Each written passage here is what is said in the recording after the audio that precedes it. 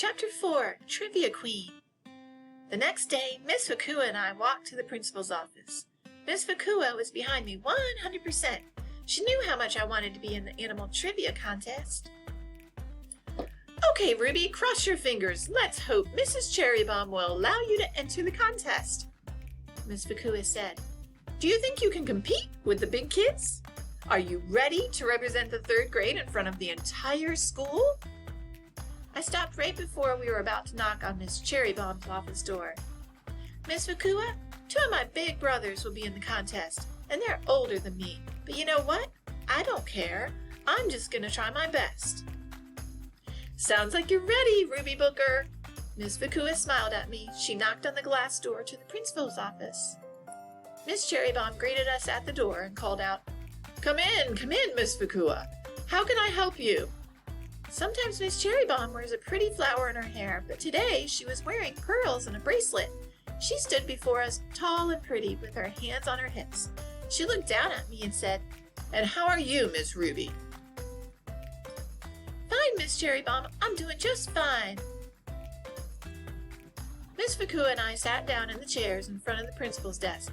Miss Cherrybomb sat on her desk. She crossed her legs very ladylike, just like Ma teaches me to do.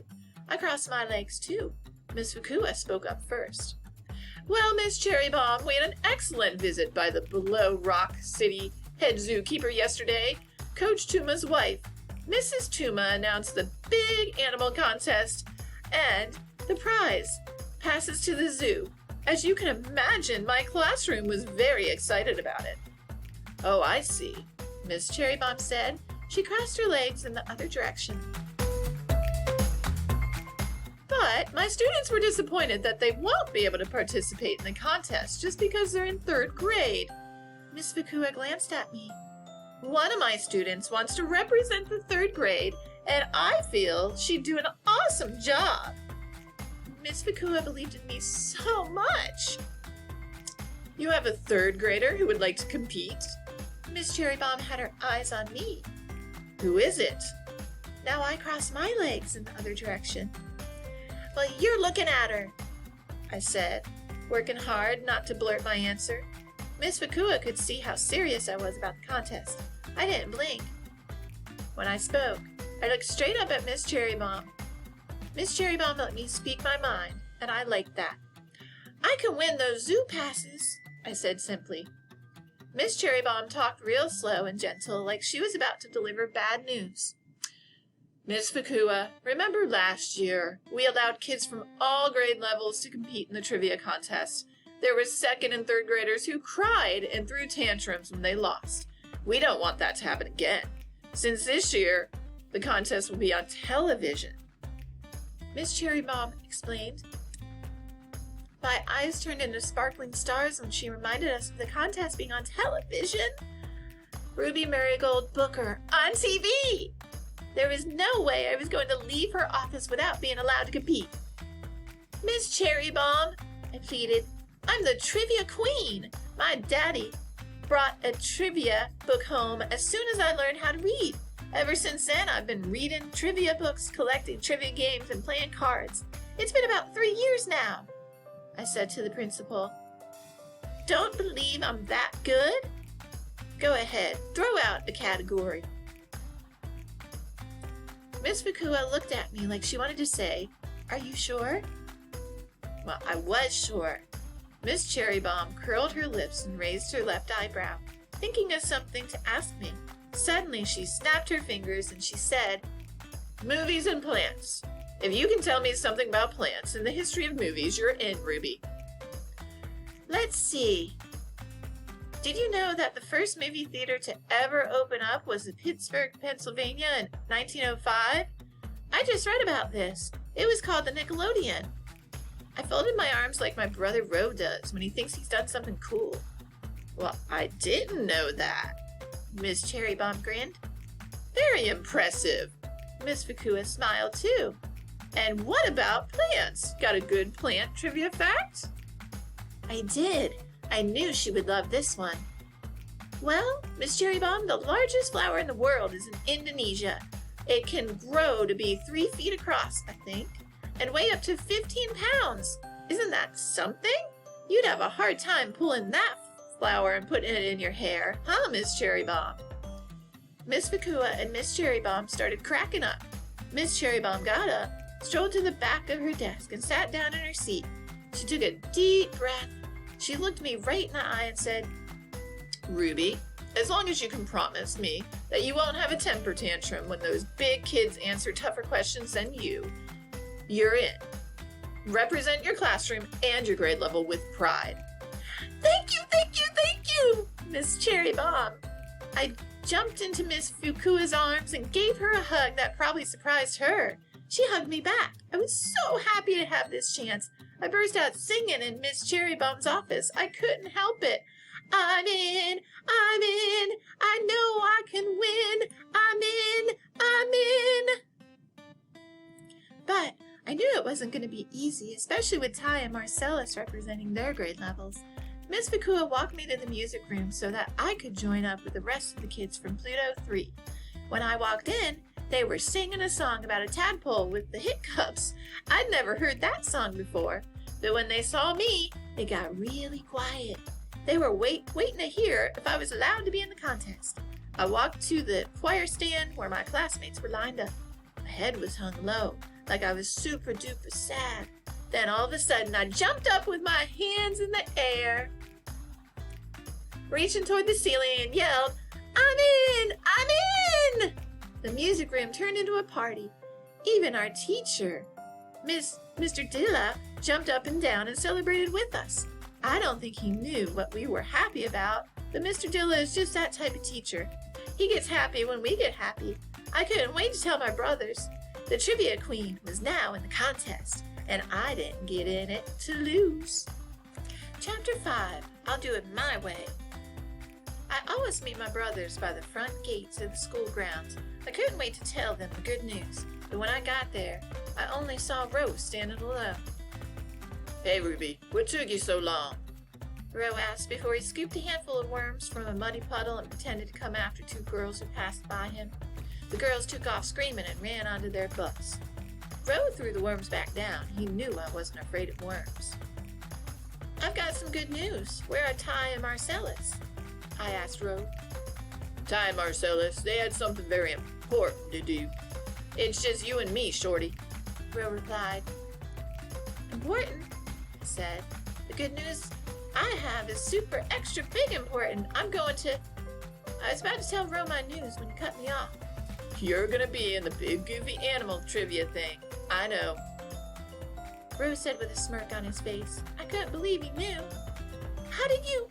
I tried to say before he cut me off again. Ro can be so rude. Nothing gets past me, Ruby.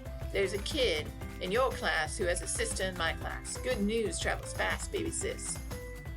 Ro grinned and patted himself on the back. So, do Ty and Marcellus know about me being in the animal trivia contest? I asked Ro. Do they know? Girl, the reason they're not here is because they're getting ready for the contest. They're off studying animal facts. What? We gotta get going then. I grabbed Ro by the arm and took off, running down Hope Road. Wait a minute, slow down. Ro put the brakes on me. You don't have to worry about Ty and Marcellus. I can help. Ro? Helping me? I sure wanted to know how. What do you plan to do? If I help you, it'll be the Ro Rowdy way, he said, calling himself by his nickname. Before I knew it, we turned the corner onto 55th Street. Ro bought a hot dog from one of the snack cart guys on the corner. He knows Ma hates it when he eats junk food before he gets home, but sometimes he does it anyway. And what's the Ro Rowdy way? Cheating? I asked, knowing the answer was going to be yes. We sat down on a bench outside a big man's laundromat and biscuits. It's not really cheating, it's getting even, Ro said. I was 12 votes short of representing the 6th grade in this animal trivia thing. 12! Did you really think you were going to be picked over Ty? I asked. If I were in 6th grade, I would have voted for Ty too. At least I had a chance. Besides, I've got brains too, Ruby. Ro defended his smartness. Even though he gets the lowest grades of all 4 of us, his grades are still good. That is, when he's not in some kind of trouble. I watched Ro take the last bite of his hot dog. Even though he wasn't supposed to be eating it, it sure did look good. So, what's the problem with Marcellus? Why would you help me beat him? I asked. Are you kidding me? Can you imagine the look on Mr. Big Time's face when he's just been beaten by his baby sis? That would be classic, Ro said, calling Marcellus by his nickname. As we continued down 55th Street and then turned onto R Street, Chillbrook Avenue, Ro shared his plans to help me beat Ty and Marcellus. Ty will read all of his science books, or he's going to use the internet to learn about every single animal on the planet. Ro began to draw out plans like he was a coach. So, what are you saying we should do? I asked. Well, since Ty and I are roommates, I could jack up the computer in our room so that he'll have a hard time finding anything on animals. Marcellus will be using his own computer. You'll have your laptop, and you know Ma and Daddy don't like us on theirs. What about all those books? Ruby, don't you know that I'm a magician too? I can make those books vanish, my dear. Ro rubbed his chin like he had a beard. He laughed like a villain. Magician? Jacking up the computer? I don't even want to know what you got planned for Marcellus. Besides, I am not a cheater, Ro. I said, making sure he heard me loud and clear. As we got closer and closer to our brownstone, it seemed like everyone we passed said hello. Hey, Roosevelt. Nice book bag, Ruby. Is that a real guitar? Staying out of trouble, Ro? At least 6 people asked Ro if he was staying out of trouble. Of course he wasn't. He was trying to get me mixed up in his crazy plans. I'm not helping you, Ro, I said. Suit yourself, Shorty. Ro shrugged his shoulders and started to walk up our steps. He looked back at me and chuckled. You're good at trivia, Ruby, and everything. But do you really think you have a chance to win against Noodles and Big Time? The brains and the kid who wins everything. I don't think so. Good luck. Ro walked inside and I stood there on our stoop, watching the cars go by. Later that night, when I told Ma and Daddy that I'd be competing in the trivia contest, they both hugged me at the same time. Ma said, Ruby, you're representing the 3rd grade in the Booker Women. I know you'll make everyone proud.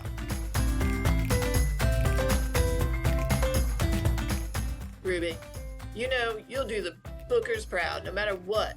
You're already a trivia queen, Daddy said. Even though Daddy was right, I started to wonder what I'd gotten myself into. Chapter 6, Getting Ready, Getting Scared. On Saturday morning, I woke up before the sun. I washed my face and put on something cute, of course.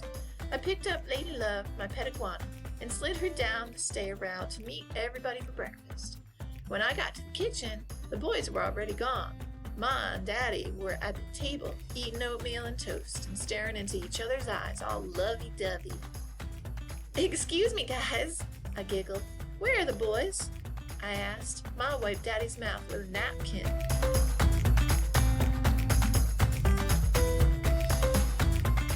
Ty's across the street using his friend Macklin's computer.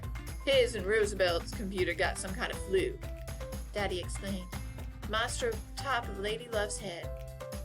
Roosevelt is down at Freedom Park skateboarding with his buddies, she said. Daddy kissed me and Ma on the cheek. Marcellus is on his way down to the Booker box. There's a DVD and a CD-ROM about animals he wants. I'm gonna go down there now, Daddy said. Then he walked out the door to meet Marcellus. Ma filled a bowl of oatmeal for me. So where are you heading today, Ruby? Did you have anything planned with those boys? She asked me. No, Ma. You know, I'm in the animal trivia contest this Tuesday. Trivia is so easy for me, but Ma, how am I going to compete against Ty and Marcellus? I sat down next to Ma and put my head in her lap. Now, I know this is not my Ruby Marigold Booker talking. Let me see your face. I need to make sure it's really you. Ma lifted my head and looked into my eyes. Oh yeah, it's you. Haven't you started to prepare for the contest? She asked. Well, that's why I got up so early today, I explained. But I guess it wasn't early enough. The boys are already getting ready. I was heading to the library, but I might be too late. It's never too late, Ruby. You're still early, but why are you gonna go to the library? You know so much already.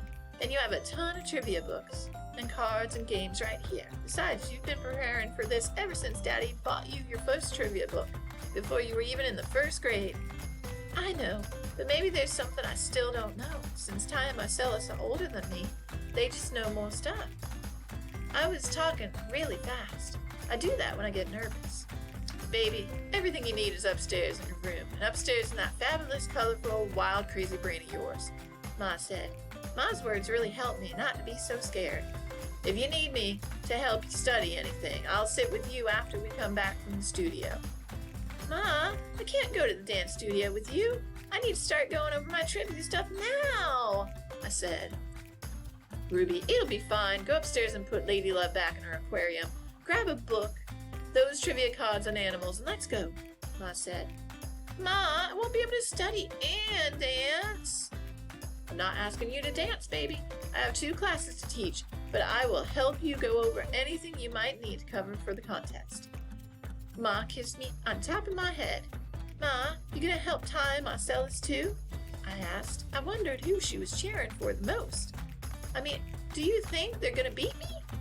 I think that I have a group of brilliant children. I won't be surprised by whoever wins, because you all are winners to me. Now go upstairs and get your things, Miss Trivia Queen.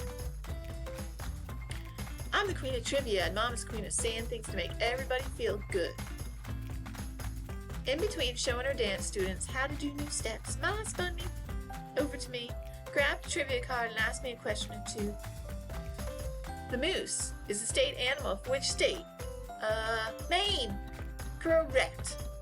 This went on all morning. Ma asked me a question, then twirled back to her dance students.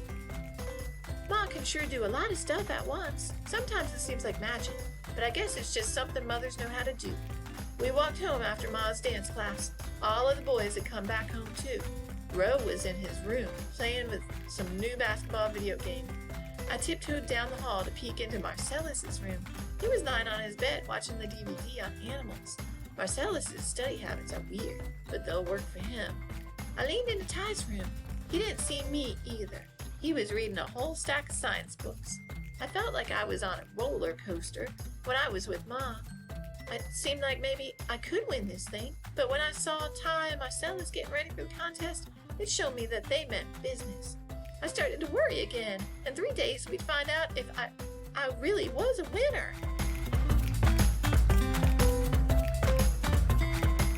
I went to my room and spread my trivia cards all over my bed. Lady Love chomped on banana chips while I studied the cards.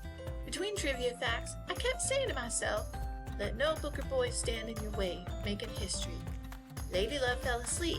Before I knew it, I was starting to doze off too. I fell asleep saying to myself, let no book or boy stand in your way of making history.